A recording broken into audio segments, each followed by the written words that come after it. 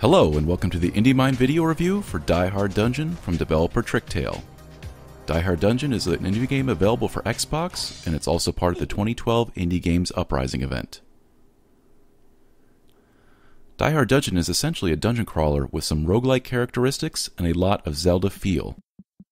There's not a lot of story to this game.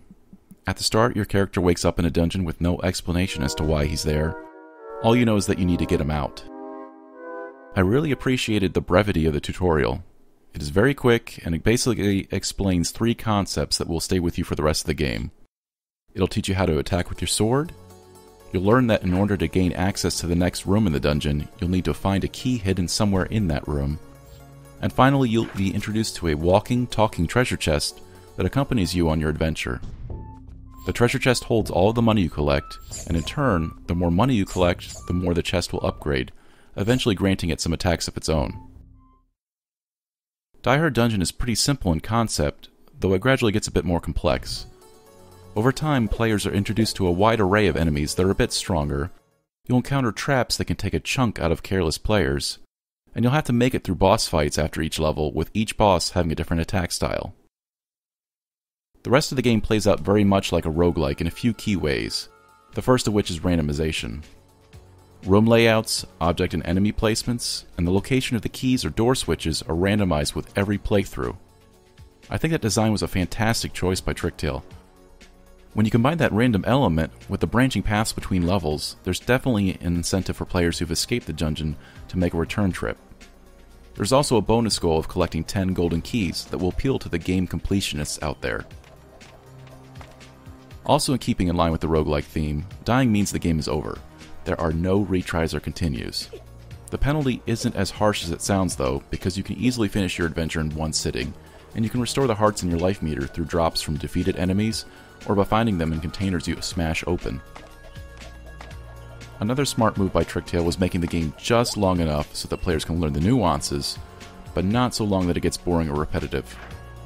Although you can beat the game in an hour or less, I think players will come back to complete the bonus goal, check out the different boss fights, and work their way to the different branching paths. Now, players who complete the main game also unlock a second mode called Mayhem. In this mode you get to play as the treasure chest, but you're souped up with a high-speed projectile attack. You have 3 minutes to rack up as many points as you can by defeating enemies within a large arena. The more enemies you can kill without taking damage to yourself, the more points you'll receive for each of those kills, so there's definitely some strategy involved. This mode controls a lot like a twin-stick shooter because movement is controlled with one analog stick, and the firing direction is controlled with the other. The best part of Mayhem mode is that there's an online leaderboard so you can see how you stack up against the rest of the world. I think that decision alone earns tricktale some serious kudos, especially hearing how difficult it is to pull off leaderboards in an Xbox Live indie game.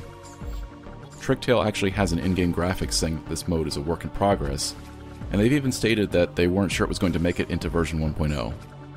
I'm really glad it did though, because I honestly feel like this mode alone justifies the game's price tag.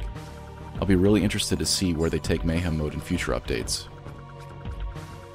The Indie Games Uprising event is meant to highlight the best and brightest of what developers are capable of achieving in the Xbox Live indie games market. I think Diehard Dungeon really shines in that role, so congratulations to tricktale for really raising the bar. This is plain and simple one of the best games I've played on the service, so it was a no-brainer to award it a perfect score of 5 out of a possible 5 points. If you want to check it out for yourself, Diehard Dungeon is currently available in the Xbox Live Marketplace for 80 Microsoft points, or $1. Thank you for watching our video review of Diehard Dungeon from developer tricktale. For more indie reviews and news, be sure to check out theindiemind.com.